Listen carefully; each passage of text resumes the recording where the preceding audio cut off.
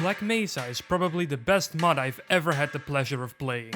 From its constant teasing from 2005 onwards to its humble release as a mod on ModDB, to the new early access version, the team over at Crowbar Collective have made major strides. Not only did they manage to successfully redesign the game's levels to contain more advanced graphics and detail, but they also managed to maintain a sense of nostalgia for most people. However, recently they have started to get sick of the Source Engine's limitations. While they were first planning on building the game around them, they started to think outside the box instead. Because if a massive barrier stops you, why not crush through it? Crowbar has been updating the game with some nifty new graphical features. Some of the things I thought I would never ever even see in a Source Engine game. The first two things that they added onto the Steam release was cascading shadow maps. An approach similar, if not exactly the same as what CSGO is using for its dynamic shadows. In that same update they also added God Rays, although a much more primitive version of the system currently in place and only limited to the sun.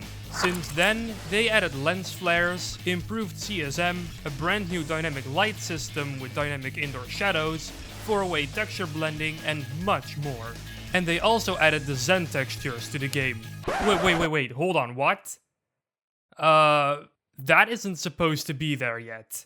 I'm not going to go into much detail about the Zen leaks in this video. Valve News Network already made a video about that which you can watch. However, I did use one of the Zen skybox textures in my Black Mesa update video though. So technically I was earlier than him. Oh well. Whatever. Oh hey look! They also released some test maps for the new graphical features. I don't really see those being touched yet. Well, let me just take you with me and show you these maps then. Don't forget a helmet.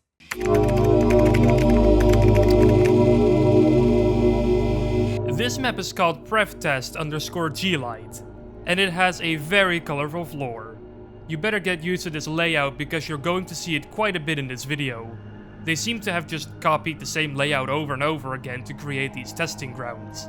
As you might notice, these spots are lights. It's kinda hard to tell if these are the new lights, sometimes referred to as G-lights. They might as well just be Source's regular dynamic light points. They also included a box that you can move around to see how the lights react to it.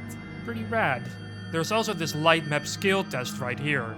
This will come back in some other maps as well. They range from a resolution of 2 all the way up to 64. The higher the number, the less detailed the shadows become. And then there's also this plant. Okay, we got many other realms to visit. Moving on.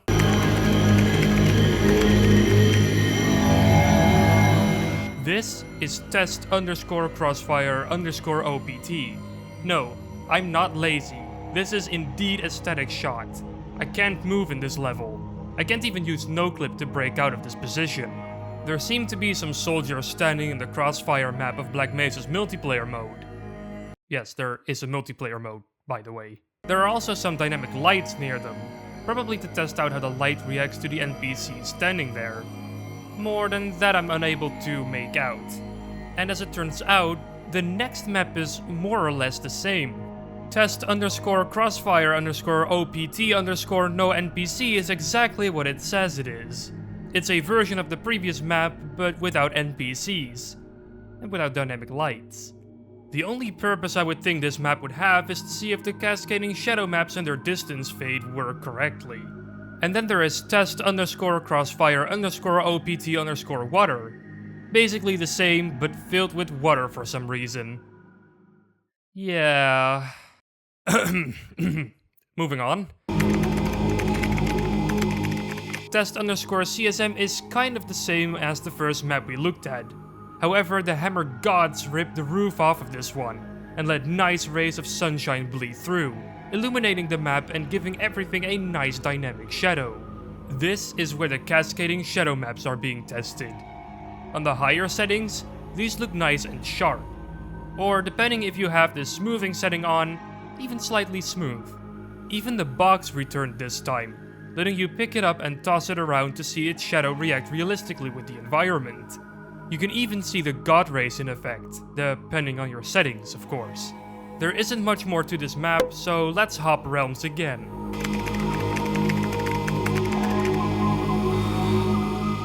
In test_G-Light, they tested out their glorious indoor lighting system. As you can see, the spotlight has a nice dynamic shadow going on. Also, the plant has its own dedicated light. Even the normal maps in the texture react correctly to the new lights, showing the team's dedication to this. If you don't know what a normal map is, it's basically a texture that defines depth in a more complex way than bump maps. Basically, it also calculates the direction of the light and the color of it. This is what a normal map looks like. Also, the big red light does nothing except to create a rather intimate atmosphere.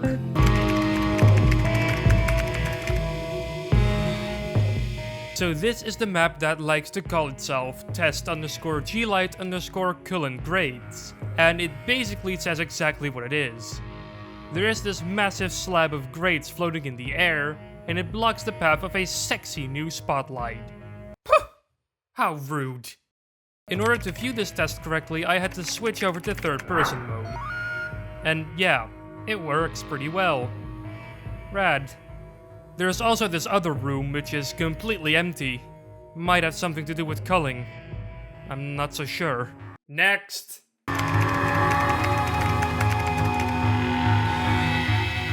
Now, test_G-Light_indoor_moving light is very, very sexy.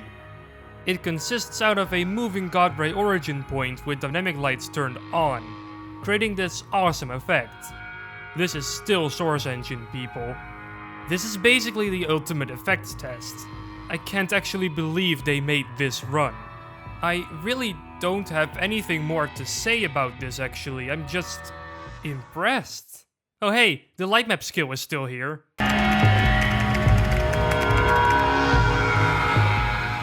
So here we got test_G-Light_static stationary dynamic. This is a test to see what the different types of point lights do. Static is basically just a regular light, it doesn't generally have shadows and it isn't movable. Stationary light, to my knowledge, does have shadows, but functions similarly to static lights. Correct me if I'm wrong. Dynamic light does pretty much anything. It has shadows and it can move around a bit. Hey, the box is back at it again, serving as a loyal test subject to see how the lighting reacts to props. And it does it well.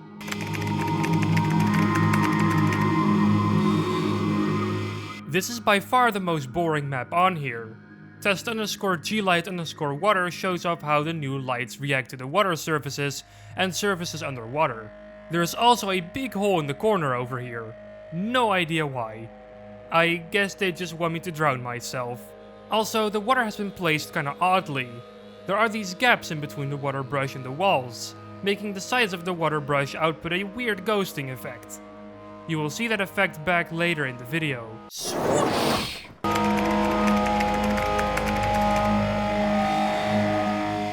Bang bang! Test_shoot lights come soaring in. Okay, never mind, that was bad. I guess this map was made to test out the lighting effects that come out of your gun's muzzle flash. I'm not sure though. Also, the room is even more red than before. What do they want? How do they want to make me feel? I can't stand these emotions. Next.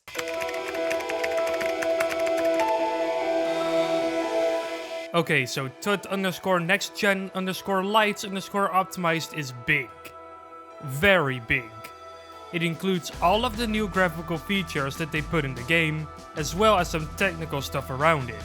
The map is also locked at 30 frames per second because all the game's effects are crammed in here. So my apologies for the sudden loss of smoothness here. Because the video will be incredibly long otherwise, I'm not going to spend an incredibly long time with these things. But also because most of the things that show up here has already been shown in one way or another in the previous maps. So let's start with the first room. This is supposed to be a shadow map test. It's very dark in here, so I can't really tell what's going on here. The middle section is a bit lighter than the rest though. Moving on to room number 2, we get some dynamic shadow tests. This really speaks for itself. However, for some reason the first section over here has this weird frame rate problem, where the shadows move at a lower frame rate than the object casting it. This problem was actually present in the full game when it was released in public beta last December. However, this could be fixed with a simple console command. In the next room we got the God Ray test. In the first section we have a regular light, no God Rays. But the second section, however, does have God Rays, but no light. Look at how nicely the rays shine through the branches of this tree. The last section here had both God Rays and lights. Looks pretty good to me, however I do notice that the God Rays have a tendency to leak through the walls sometimes. This could be a problem, it does actually make your vision a bit worse, especially in combat situations. Bad. Next up we got the old and new comparison room of the new lighting stuff. In the first section we can see a regular old source standard point light, nothing special. In the second section, however, we can see the new and improved point light. At first glance there are no differences, but when we involve Mr. Boxy again, you would notice that it supports the dynamic shadows. The same goes for the prop only point light, which will only cast shadows for props, not NPCs, I assume.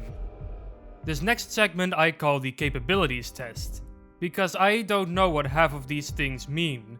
Here we have some weird glitchy shadows. Amazing, huh?